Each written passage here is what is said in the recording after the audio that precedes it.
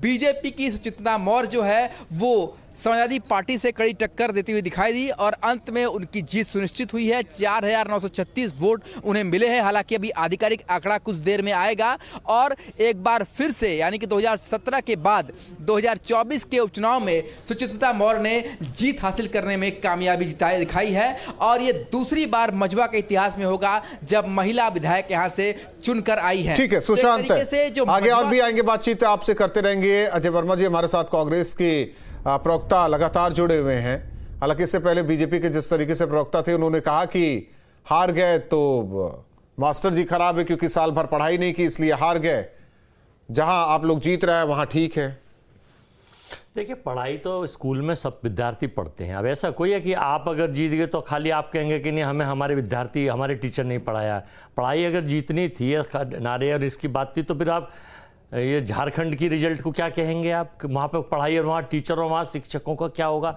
बात ये नहीं है, बात समझने की ये है कि इस वक्त जो देश के प्रदेश के हालात चल रहे हैं, मैं आपको फिर बताना चाहता हूं कि जो धारावी में 1 लाख करोड़ का 1500 एकड़ का प्रोजेक्ट माननीय अडानी साहब को दिया गया है, अगर उसकी भी जांच करा लें तो पता चल जाएगा जैसे अमेरिका वाला किस्सा निकला है। और चुनाव में पैसे की और पावर की बड़ी अहमियत होती है। हारा हुआ चुनाव जीता जा सकता है और जीता हुआ चुनाव हरवाया जा सकता है। और रहा सवाल उत्तर प्रदेश के और इनके नैरेटिव से कि बम्पर जीत हुई है, इतिहास बनाया है। बम्पर जीत होती है अगर आपकी सरकार थी बाबा साहब उत्तर प्रदेश में और आपकी प्रचंड बहुमत की सरकार है, आप 9 की 9 सीट जीतते तो लगता है बम्पर सीट जीत। वही हाल होता जैसे रायबरेली नहीं जीत सकता कोई। अच्छा ठीक है, अब वायनाड नहीं जीत सकता कोई। लोकसभा में अगर आपकी बंपर जीत होती तो हम वायनाड हरा दिया होता। वही कह रहे हैं ना, वायनाड नहीं जीत सकता कोई, इसलिए वो कांग्रेस के खाते में। रायबरेली कोई नहीं जीत सकता इसलिए कांग्रेस के खाते में। अगर झारखंड में तो आपने क्या कोशिश नहीं करी? एक चुने हुए मुख्यमंत्री को जेल भेज दिया बिना किसी आरोप में।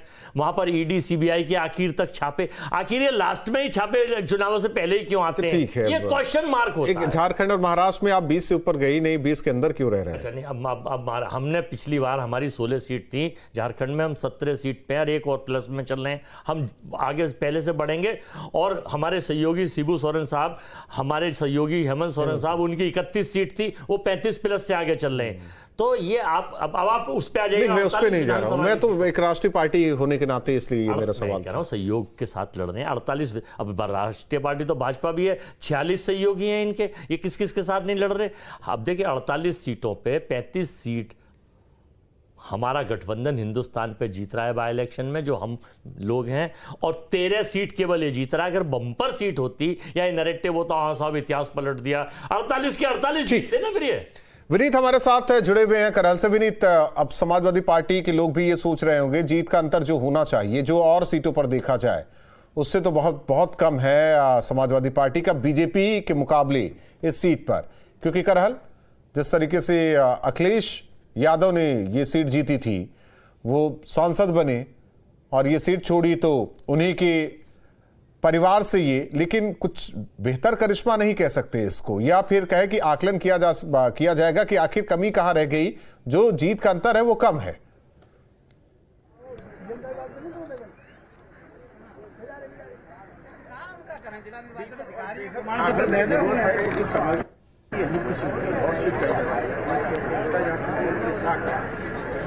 विनीत, ऑडियो सही नहीं आ पा रही, आपकी आवाज सही नहीं आ पा रही, उसे दुरुस्त कराते हैं। इस बीच एक बड़ी खबर आ रही है, जरा दर्शकों को बता दें। जिस तरीके से 3:30 बजे जीत का